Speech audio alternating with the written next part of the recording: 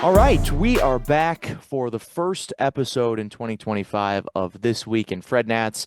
Eric Bach, voice of the FredNats, happy to be joined by Nate Ochoa, key member of the 2024 championship squad here in Fredericksburg, and one of the guys that was always bringing the energy in the clubhouse and between the lines every single day. Nate, my friend, how you doing? How's your off season going? I'm good. It's going well. I want to say, thank you for having me. Of course. It's an honor to be the first of the year for sure, but Yeah. yeah, off season's going well. I'm making a lot of good adjustments and I'm excited. I'm excited to come back. Off season's been long enough already. I think it's time to go back down. Yeah, once the calendar flipped to 2025, I was feeling the same thing about like, okay, we've had our off season. It's time to get it going again. I think that a lot of people at this time have that feeling. 110%. 110%. I mean, the season's so long and by the end of it, everybody's a little gassed out, but you take your month, 2 months, and then after that, it's everybody's pretty excited to just get back down already. So when the season ended, did you just go straight back to home in Canada? Yeah. So I actually just drove back that very next day, Yeah. and yeah, it We've was talked time to be home. we've talked a lot to some of the guys about like how it's so weird because you're in this like playoff run and everybody's thinking about how can we win this championship and then Right. you do win it and then you Yeah. just snap your fingers and it's like okay well we'll see everybody at spring training like Yeah. it's such a Right. long season that you travel all over the place and you play 130 some odd games and then all of a sudden you just drop the brick and it's done. It's just Yeah. kind of a weird situation, right? Yeah. It's just like that. There's no kind of die down period or No. anything like that. It, you're gone like You that. just drive the car right off the cliff. Yep. Like Yeah. like that's pretty much how it is. And for you guys, and obviously we can get into this a little bit more later, but Sure. what kind of how much time off did you give yourself when the season ended before you really got back into a off-season training routine? Um, I mean, I kind of just based it off feel. It wasn't really like, I'm not starting until this point or I have to start at this point. I kind of just went off feel. I want to say I gave myself a solid month. And then by that time, I was honestly just chomping at the bit to get back at it. So, yeah, I'd say once middle of October hit, that's when I was back. And how does the off-season work for you training wise? I mean, obviously you're back in Canada. I know Yep. you have a lot of connections training wise Yep. there, right? Yeah, yeah. So I train where I played at in high school. It's a place called the Fieldhouse Pirates. So we've got a big, big old facility, cages and big turf area and gym. So I can do everything that I need to right in there, which is great. I'm there 5, 6 times a week. And obviously at the start, it's a little build back period after taking a month off. You're building the body back up to lift and you're building the swing back up to make the adjustments needed. But, it's the perfect spot. It's 7 minutes from my house, and those guys there have had my back since I was 12 years old. So, Yeah, and kind of the first thing that I wanted to do was start on your baseball timeline because obviously yeah, you're Canadian. You sure. didn't grow up in the same American school system that, Right, so many of your teammates played high school baseball for their high school and then right. obviously have, the showcase travel ball stuff that, Yep, usually allows a lot of these guys to get drafted. But sure. how does that work for you? I mean, did you play for your high school? Obviously, you talked about the Fieldhouse Pirates. I know you played Yeah, for them for several years, but you also yep, played for several different teams in the States prior to being sure. drafted. I mean, there's a lot of bouncing around there. So how does that work for people that don't know, if you're a young Canadian boy growing up hoping to be a Major League Baseball player, like what's the path? So I don't know. The path was different. So obviously COVID hit during my time in high school, and that changed a bunch of things up. So As far as high school ball goes up here, it's just about the worst baseball you can play. Like Right. it's everybody makes the team and it's not good baseball whatsoever. Sure. So really my entire baseball experience throughout high school was the Fieldhouse Pirates and their travel ball team. We'd travel in the summer and whatnot, but all winter we were practicing in the facility. So that's, where I'd be basically year round. Um, and then as far as going down to the States, I'd go down to the States a few times a year with the Pirates. And then um, 2020 comes around. I'm on the junior national team. So I went down to Florida for that 2020 spring training that, halfway through our trip ended up getting canceled due to COVID. So Mm.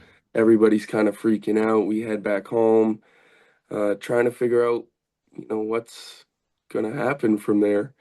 Um, Just like everyone else in the world, right? yeah, right. So I mean, as far as me, like I'm thinking like, when am I going to be able to practice, play again? All our Team Canada trips got canceled. Like I was off for 3 months or Yeah. whatever it was, and I ended up 2021. So 2020 baseball was honestly just kind of ruined for everybody, For especially most up here. everyone, right? Yeah, exactly.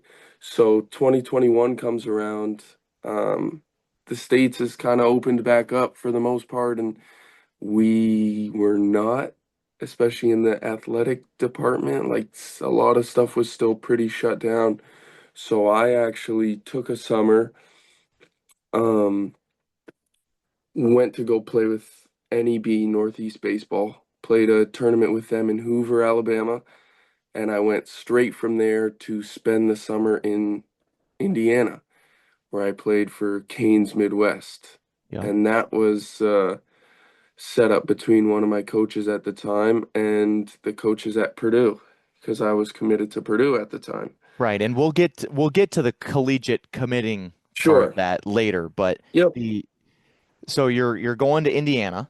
Yeah, so I went to Indiana, spent the summer there, and that's kind of just what I had to do to if I wanted to play at all, because it wasn't really happening back home. Sure. So, as far as high school baseball, travel ball experience, like I've traveled all over and I think I've been very fortunate to be able to go to all these different places and get my name out there and futures games and Super 60 and all the little showcases that I've done to be able to put my name on the map, so How did your love of baseball start? Because obviously, most people are products of their environment, and your yeah. environment is hockey, right? Yeah. And and how does a guy like you, I mean, you've got an athlete's physique is the Yeah. phrase that I like to use. Like, 6'4", good amount of athletic muscle, but also can still move pretty well. I mean, that is a body that hockey player or hockey coaches would be drooling over. American football coaches would be drooling over. Like, how did it end up being that you knew, I think from a pretty early age, and you can correct me if Yeah. I'm wrong about that, that baseball was the path that you wanted to follow? So when I was really, really young, um, I tried everything. Sure. I tried basketball, I tried soccer, I tried uh hockey. I did try hockey. As I any, tried it all. I did gymnastics. Like I did everything. yeah, And then once I got to 9 years old, 9 or 10, uh, I said I want to try baseball. I had always played baseball in the backyard, like with my dad or whatnot. My grandpa was a huge Blue Jays fan, so he watched every single game. So that's probably where it started. But once I got to baseball, it just clicked. And so you didn't actually play any organized baseball until you were 9, you said? yeah, 9. And it was just kind of a backyard game before that. Because now, I mean, here in the Yeah, States, kids are playing T-ball at 3, 4 years old. I mean, that's yeah, like yeah, organized, right? yeah, yeah. Oh yeah, nothing. And so then, you picked up a bat and the rest is history, or what was that evolution as far as like, yeah, this is something I want to try. Oh yeah, I really like doing this. Oh yeah, this is what I want to do for my career. Yeah, so actually it's a pretty funny story. I want to say 7 years old, and obviously I didn't start playing baseball till I was 9 or 10, but I had a school project. I think it was the second grade, third grade, and I have a school project where it says, "What do you want to be when you grow up?" And I put MLB baseball player. I had never played baseball in my life, but Wow. that's what I put. And then tried everything, got to baseball, tried it, and something just clicked. Like I enjoyed it the most, and I found love in it, and it's history from there. Yeah.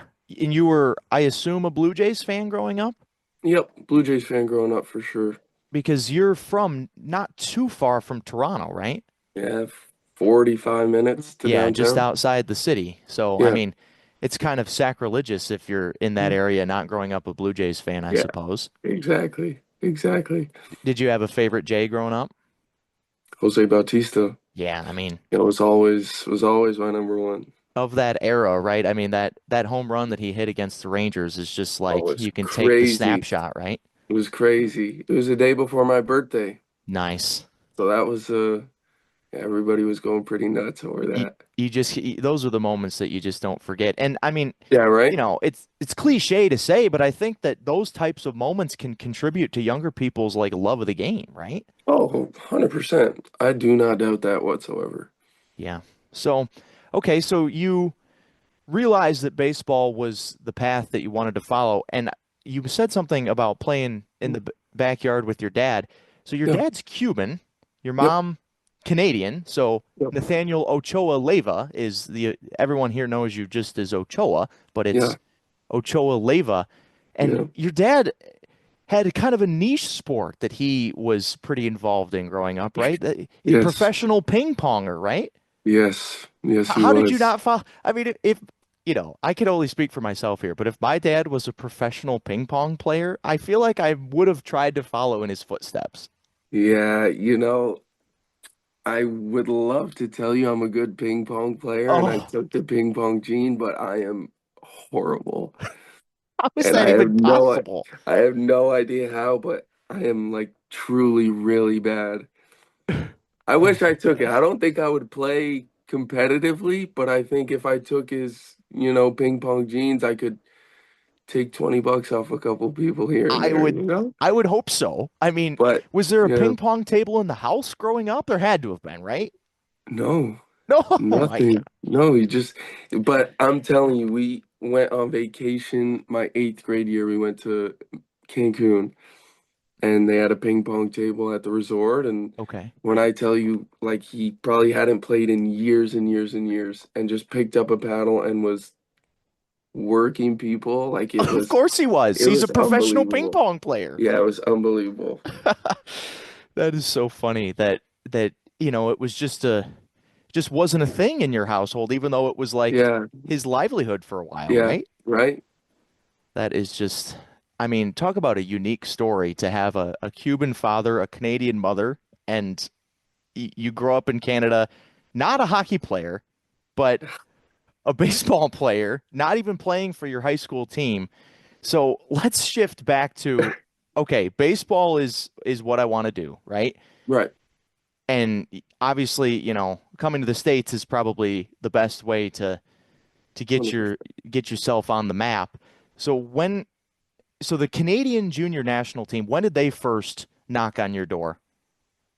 Um, so the first time I had heard from them was fall of 2019. Okay. So we're I thinking you're like what, was, 14, 15 at this point? yeah, I believe I was 15, might have just turned 16, Okay. and I just had did a showcase tournament in the Rogers Center. They do a big one every year for all the Nice. Canadian guys, so I had just done that there and I showed pretty well, and a couple weeks later, I got a phone call from Greg Hamilton, the head coach, and he asked me to be on the team, and I was pumped up. And uh, yeah, that was kind of the first time I had heard from that. And obviously, COVID put a tamper in it, but I still got my experience with it, and it's pretty cool. What is that team played a ton of games in the States, right? Yeah, so we were supposed to. We ended up I should have had 8 trips the 2 years I played, and it ended up being two. So Mm, we played, the first trip I went on was obviously spring training 2020. We would play minor league teams, complex teams, yep. whatnot. And then 2021, we were supposed to have Worlds. Worlds got canceled. Mm, So still wanted to do something. So we figured out a way to play a 7 game series against Team USA. That was pretty cool because we got to play my future teammate and now very, very good friend, Elijah Green. yes. I was gonna Yeah, say, I think that there might be a name that FredNat fans know coming there. correct. But so did you guys meet back then, or was he just somebody in the other dugout? He was just somebody in the other dugout. Yeah. I But mean, you knew about him. yeah, everybody knew who he was coming Sure. out of high school, and it's hard not to notice it. He went crazy in the 7 games we played. He had 4 home runs. I think he had 5 hits, but like every ball just felt like it was obliterated. So it was cool to see that in person for the first time. But now being a close friend of his, can't give him too much credit. No, no, not too much. Yeah. I Yeah. mean, little did you guys know that you'd be winning a professional baseball championship, Yeah. ending up in the same outfield together at the end of it, Yeah. Oh and yeah. and we'll talk about that a little bit later. But so so you had the Purdue commitment, then you flipped it Yeah. to Alabama. But when did you Yeah. realize that? I mean, obviously nobody knows exactly when or where they're going to get drafted, but Yeah. when did you decide that the pro route was the one that you wanted to follow after a sixth round selection? I, I mean, it was always in the back of my head that it was an option, if I did the right things and showed out well and played well and worked on what I needed to work on. I knew it was kind of always an option. Sure. Um, when I ended up committing to Alabama, it was end of October 2021. And basically from that commitment all the way up to the March of 2022, so 5 months, give or Yeah. take, I was ready to go to school. Okay. So you I had it in your was mind firmly that I'm going to be a Crimson Tide. I was about 99% sure that I wanted to go to school.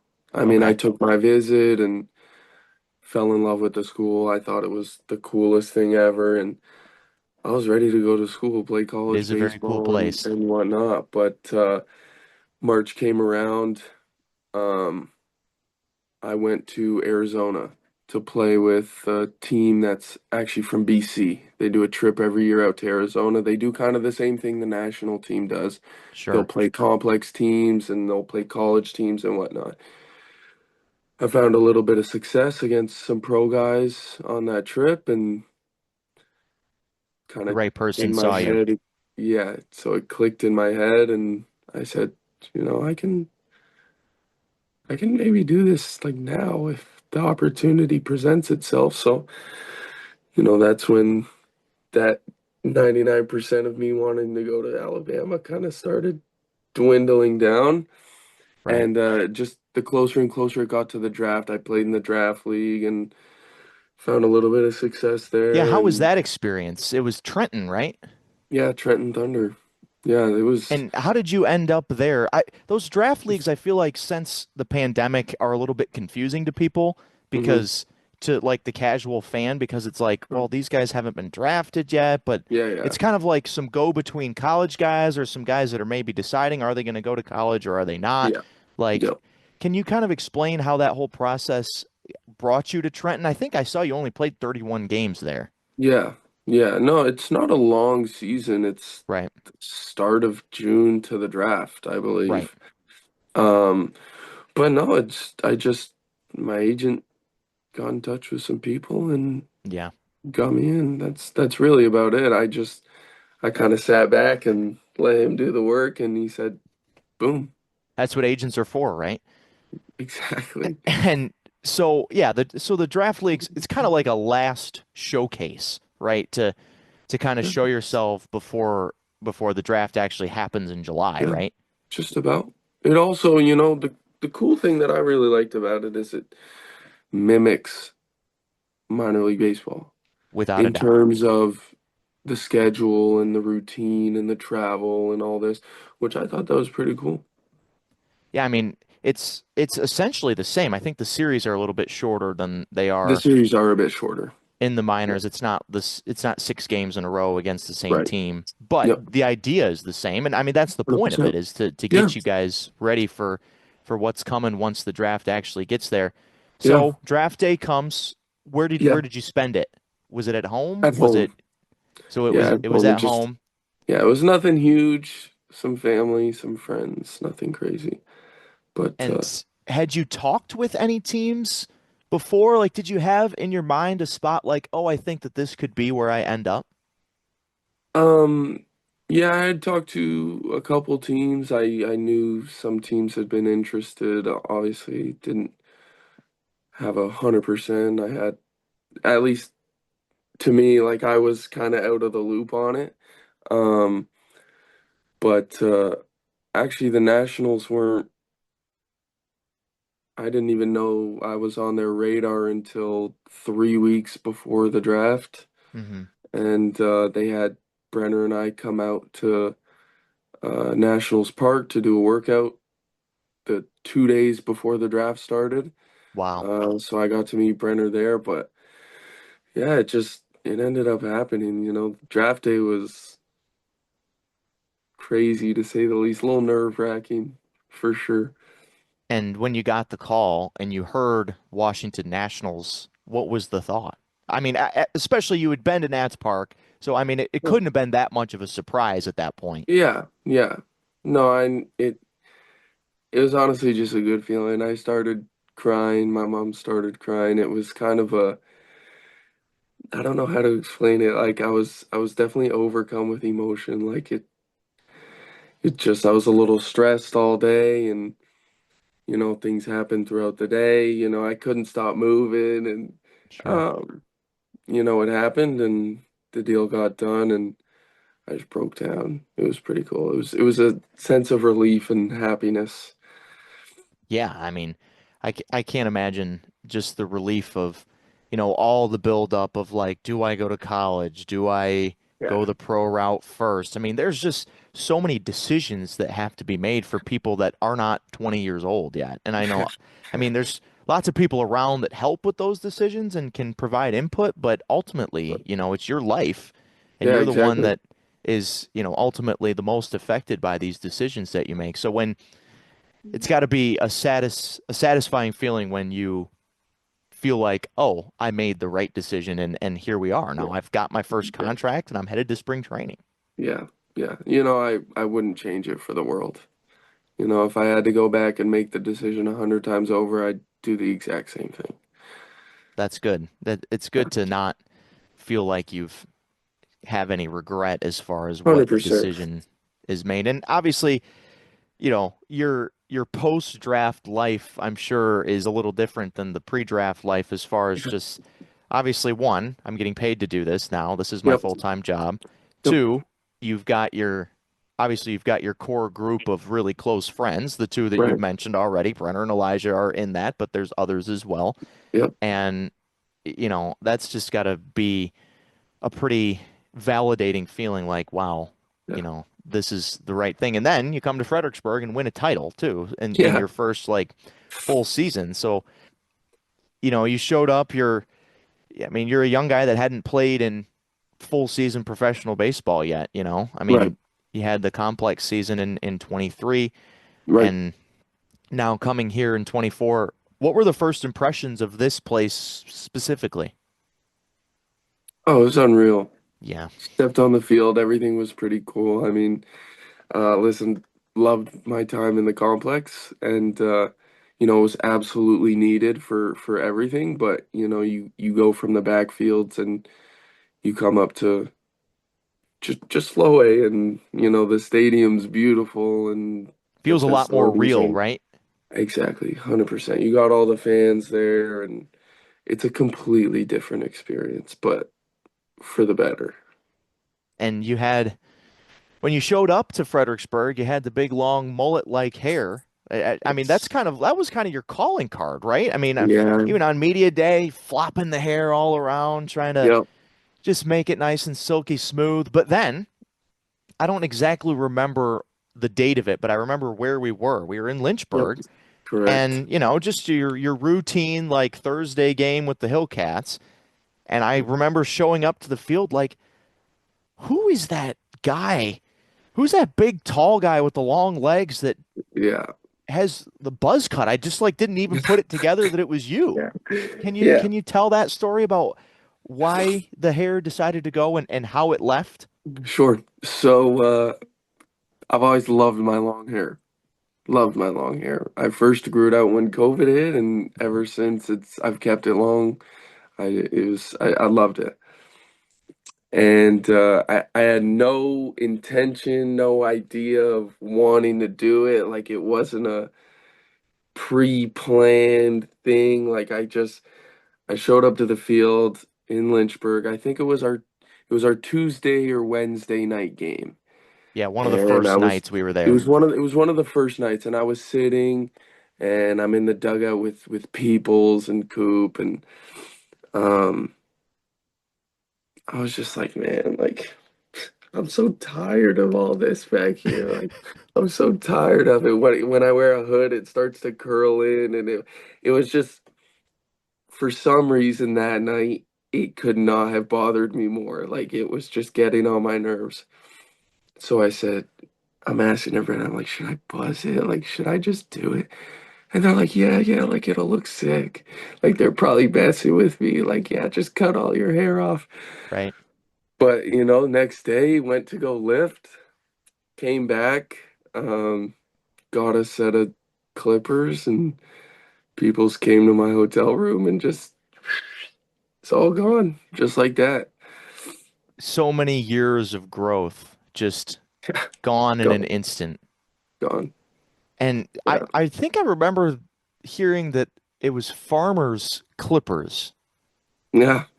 that so it was a team effort to get it done, Oh right? yeah, oh yeah. No, everybody came together and they said, we're gonna get you right.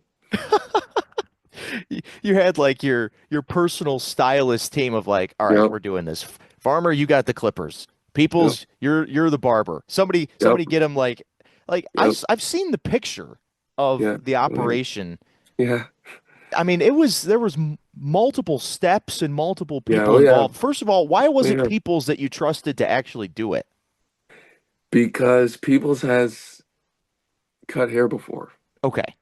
So Yeah, it was mind you you, were only I don't know looking if he. for any experience. Yeah, yeah. I don't think he's cut, too much, but I think he would cut his brother and a couple of his buddies back home. So I was like, yeah, I trust you to do it. And so it was just on a whim. You're just like, yep, Yeah, after all these years of growing my long hair that everybody who sees it can instantly recognize that it's me by this long hair. I'm just doing it. And honestly, I feel like it actually helped you a little bit.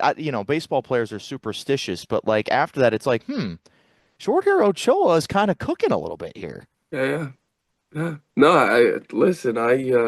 As soon as I did it, I loved it. Yeah, I absolutely loved it. It was way less maintenance and all this, all that, and it was just easy. You throw a hat on, good to go. done. It's Yep, it's good to not have buyer's remorse when you chop all your hair off. correct. Yeah, Yeah, but that would have been a bit unfortunate. no doubt. So that was one hilarious thing that happened during the Hmm. season. But as Yep, far as you on the field, there were trials and tribulations for you in your first full season of yeah. professional baseball, ups and downs, just like there are for Mhm. anybody. But Cool. we're going to talk in a little bit about some clips of some successful moments for you.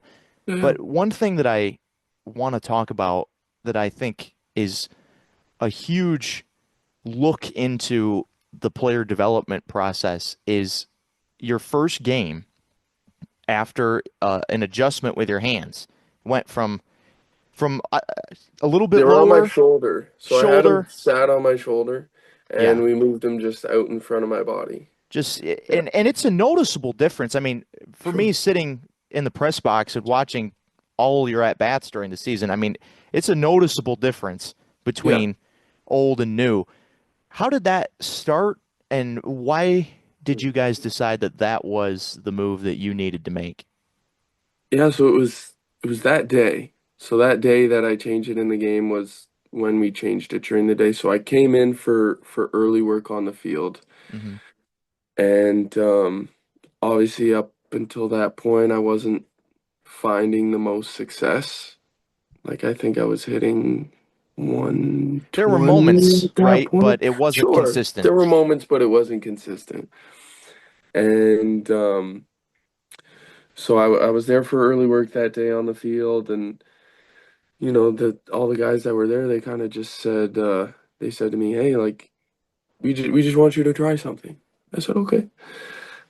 They said, "Just bring your hands out in front."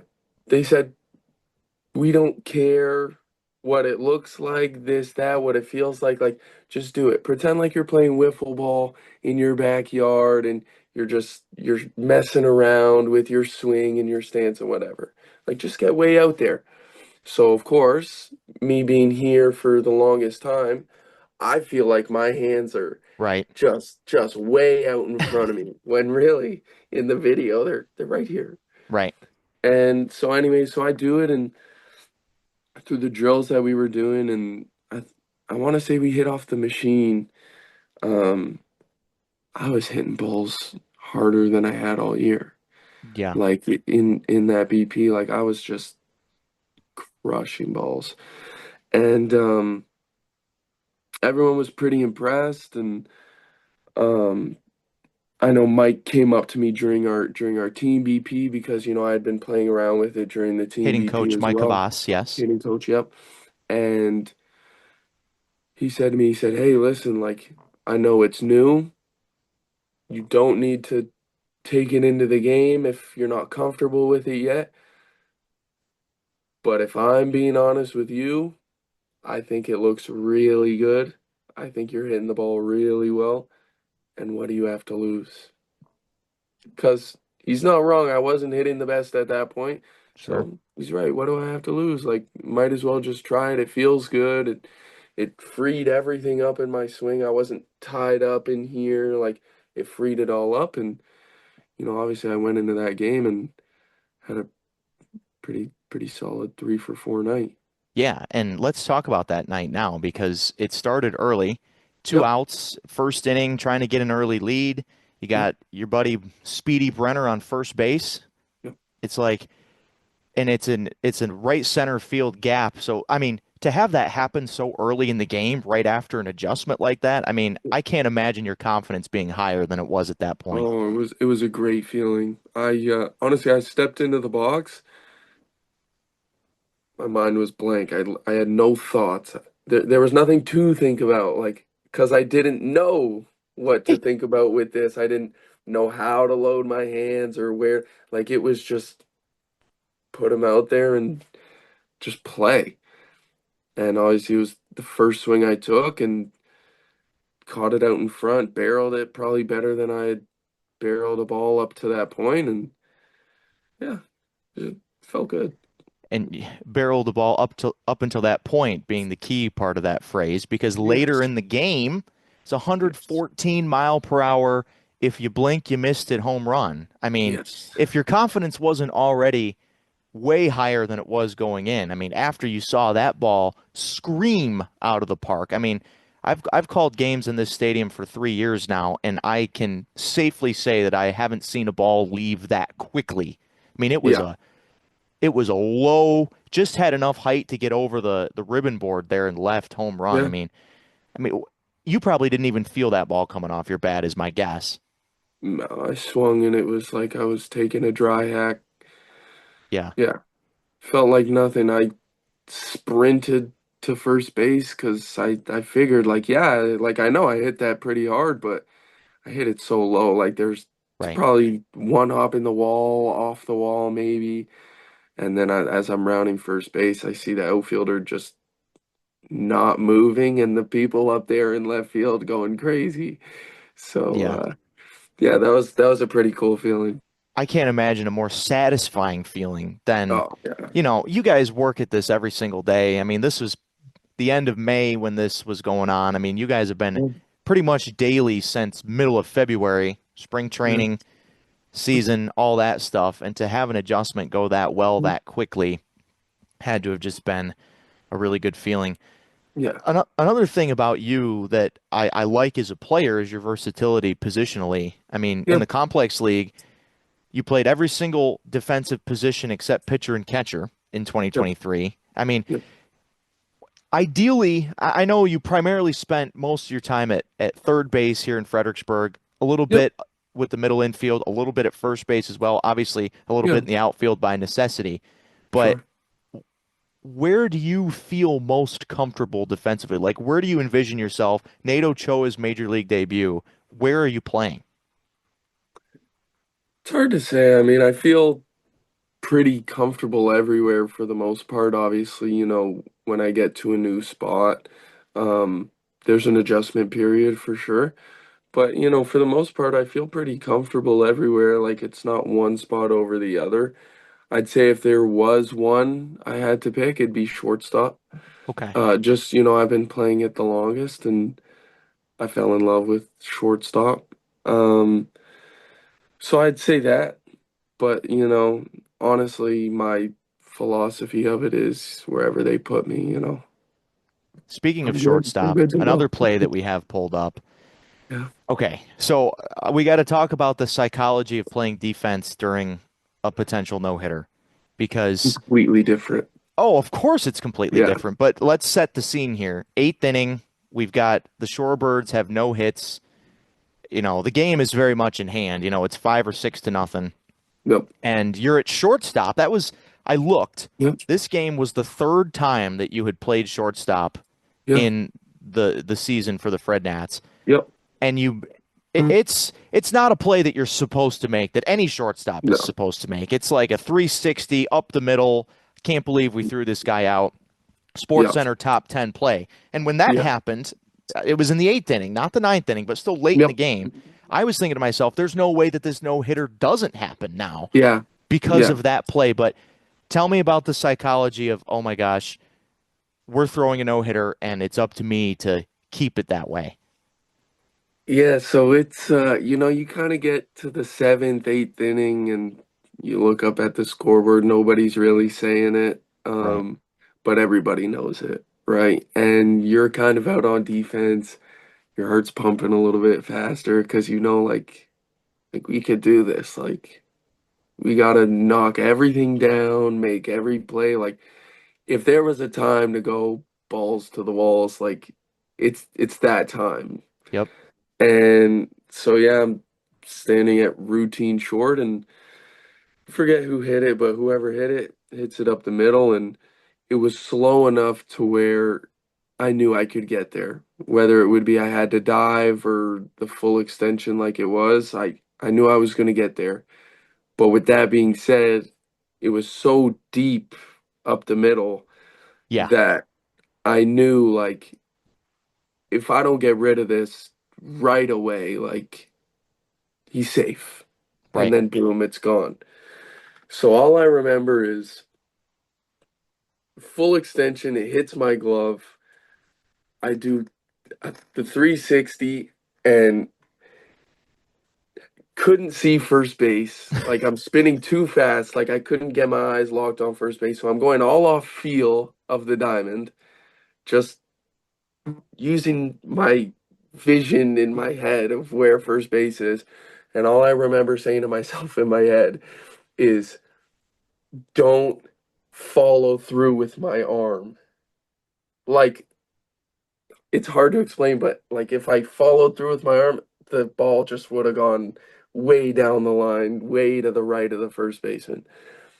So I'm saying to myself as I'm spinning, pull it down as hard as you can and like towards home plate. Like if anything, like leave it that way. Right. And it ended up just being right in Pimentel's chest. And I kind of blacked out and it was that was a very, very cool moment.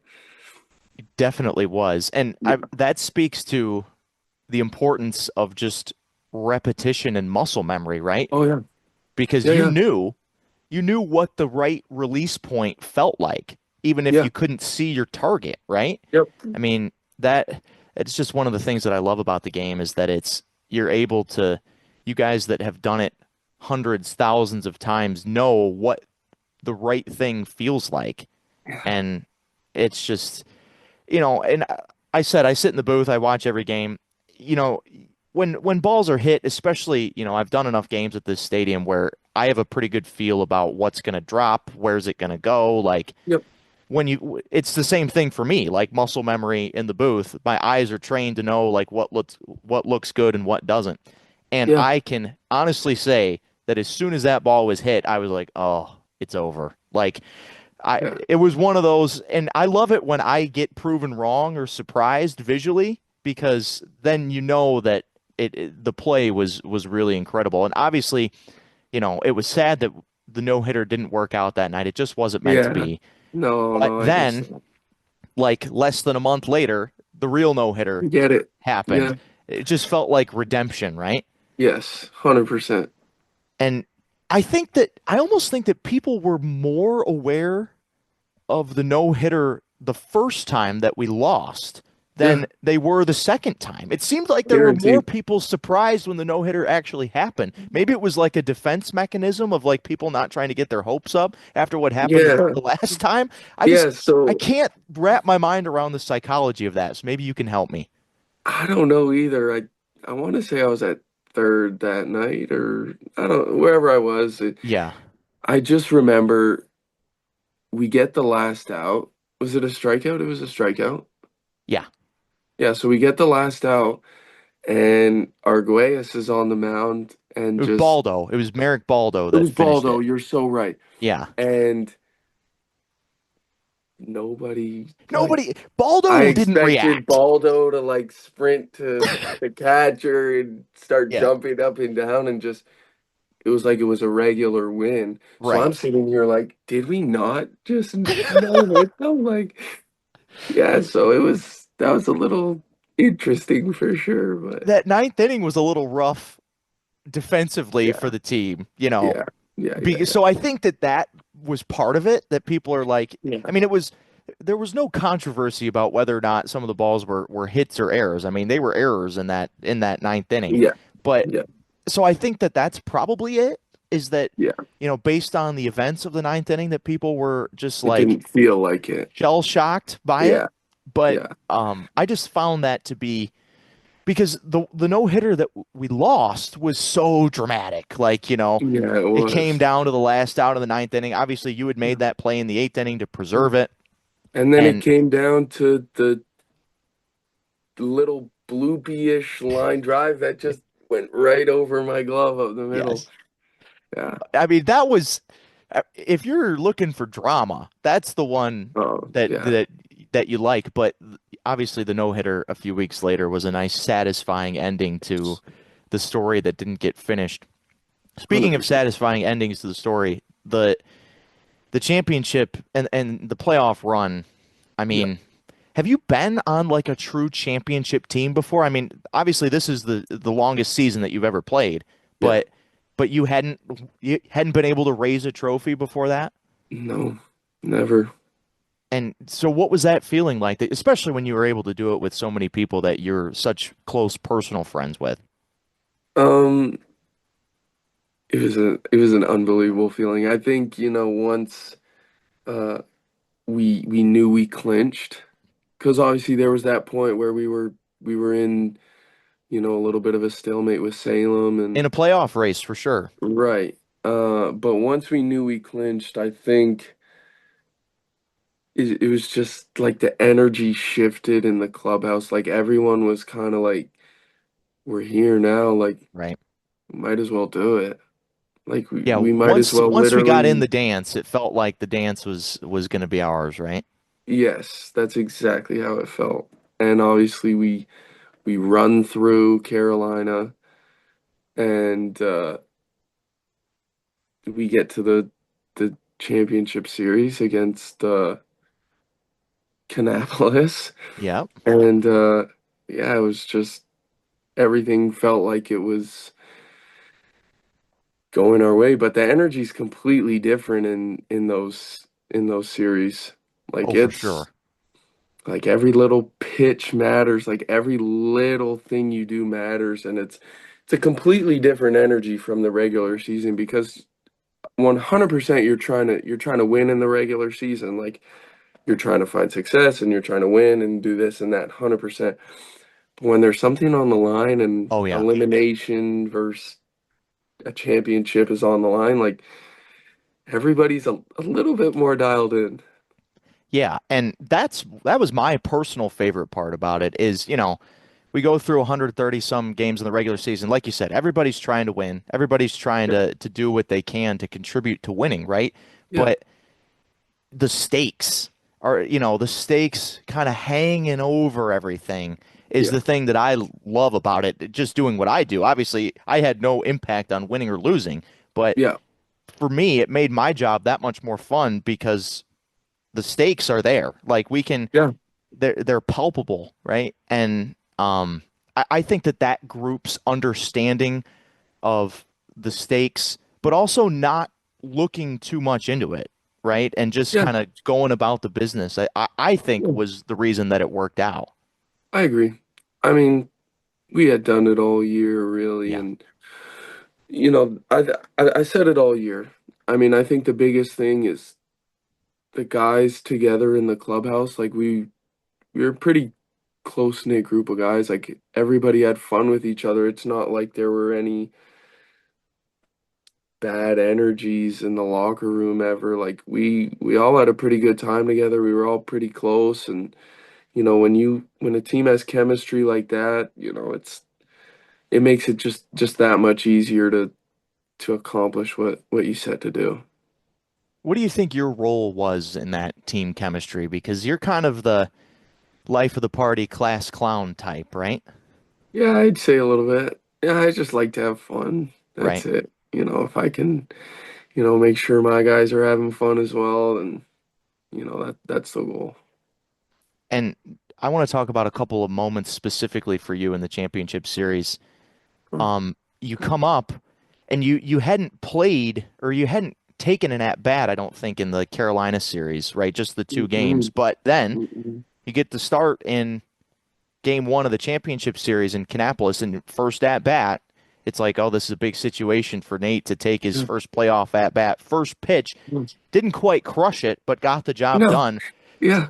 Hit a little infield single to Yeah. score a second run in that inning, and it's Yes. hard to overstate the importance of that run in that Yeah. game because that game was back and forth, Right. game of runs for sure. But what's the approach going up there, and just walk me through that at bat? Um, so obviously hadn't played in a little bit. First AB of the championship series, nerves are up a little bit.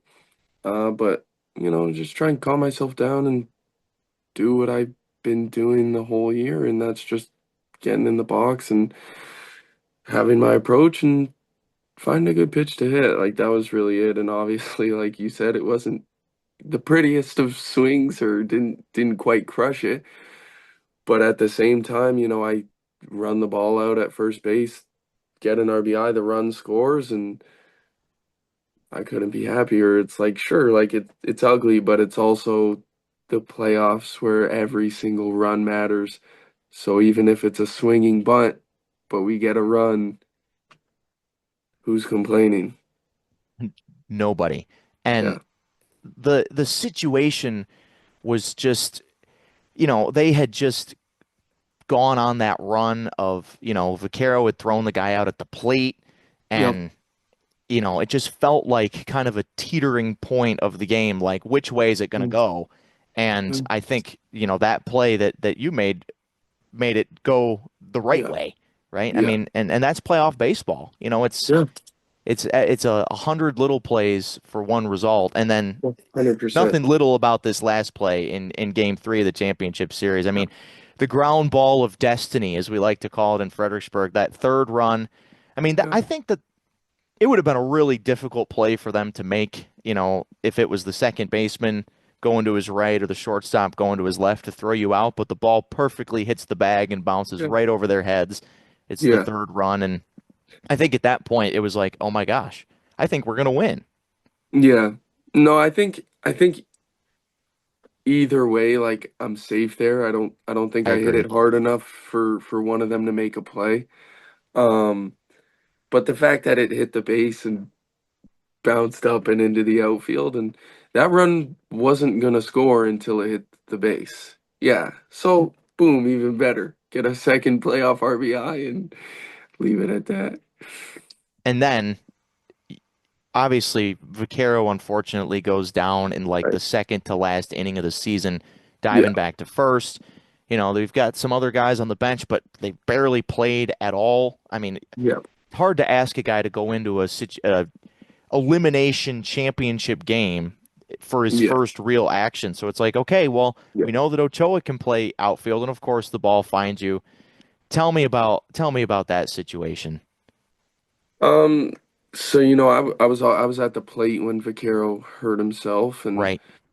um, obviously I'm standing just out of the box, and I'm watching Jake and Lowry, and I'm watching him go out there, and I'm kind of thinking to myself, I'm like if he goes out of the game, like I'm going to left, like there's no So you had like it in your I'm mind that thinking, that was what was going to oh happen. yeah, yeah, I mean I'm thinking about who's on the bench right now. And I'm thinking, well, we've got Moda who can go to third, and we didn't really have anyone who could go to the outfield. Like No. Peoples was hurt, Yep. and Peterson like was hurt. just Peterson was hurt. Yeah, and that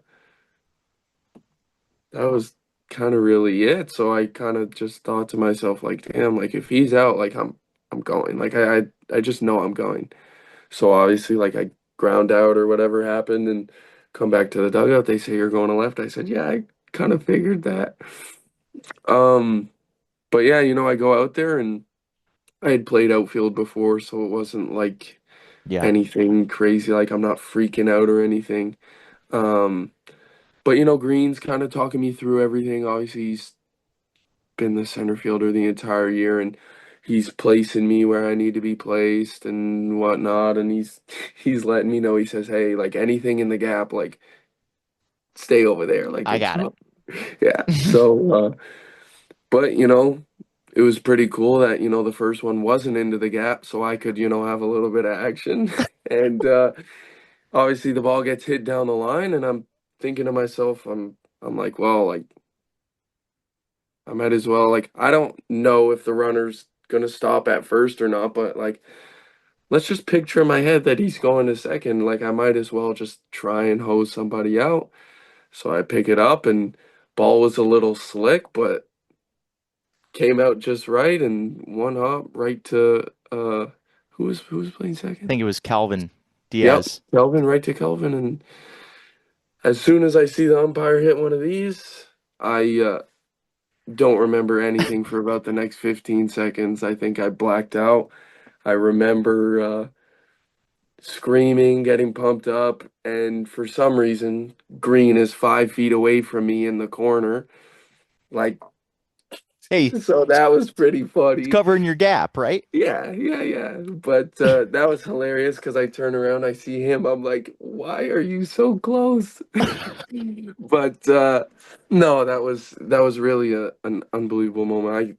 I like truly blacked out, and it was kind of the same thing that the no hit saving play was. It was just muscle memory of it because obviously I hadn't really taken many reps out there. It was kind of just Right.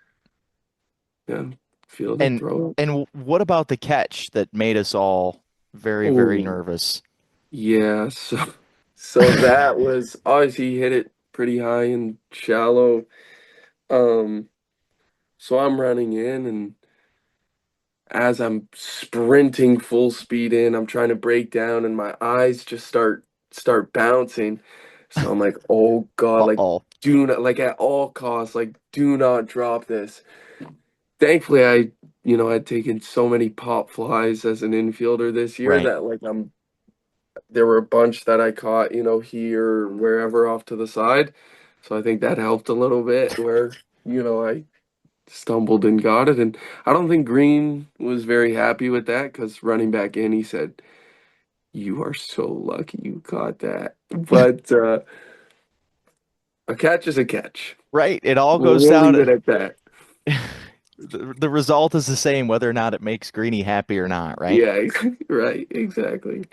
It Exactly. was what an unbelievable stretch of days that we all had Oh, yeah. around here during that time. And Yeah, I mean, you get this, the rain out, and then we don't even know oh, if we're gonna play that night either. yeah. Um, It was yeah, almost like a delay till Thursday type situation. yeah, yeah. But luckily we had Sakura on the mound and Ochoa left. Yeah, I guess so. I guess so. I just remember we talked to Sakura on this podcast before, Oh, and um, he's like, I was just mad about giving up the hit, talking about the play that you throw the guy out at second, and yeah, then he's like, I was just like wide-eyed of Ochoa, like I can't believe that he did this. But yeah, at the same time, everyone simultaneously, I think, couldn't believe what happened, but also could believe yeah. that Right. this is the result. Of course, the ball finds you out there. Yeah, of Just course. what a fun run, and I think that the celebration that night was worthy of the championship. Oh, yeah, yeah. It absolutely was. Chris Crick leading the way down there. Yeah. Oh, yeah. He was fired up just about as much as any of us. He was maybe the most vocally fired up, right? Yeah. The Yeah. No, 100%. 100%. the amazing clubby for the FredNats in 2024, who's actually got a promotion. You're going to be seeing him down there at Yes. spring training soon, right? Yes, I am. Yes, I am. So do you know when you're reporting? Mm-mm. Haven't gotten a report date yet. Gotcha. Well, it's got to be, I mean, within about a month or so, right? It's coming Yeah. up. Give or take. Yeah, give or take. Insane. Well, Nate, this has been so much fun to reminisce and catch up with you, and Yes. appreciate your time and Thank you. walking us through your journey from Burlington, Ontario to West Palm Beach to Washington, D.C. to Fredericksburg and everywhere in between. Yep. I mean, anytime. Appreciate you, my friend. We'll Thank you. be seeing you at spring training. Who knows? I Yes. mean, nobody knows where anyone's going to end up to Right. start 2025. Could be back here at Fredericksburg, could be Wilmington, could be anywhere. So Yep. we'll see you soon and appreciate your time, my friend. Absolutely. Yes. See you soon. And, thanks for having me. It was great. Of course. We'll talk to you next time on This Week in FredNats.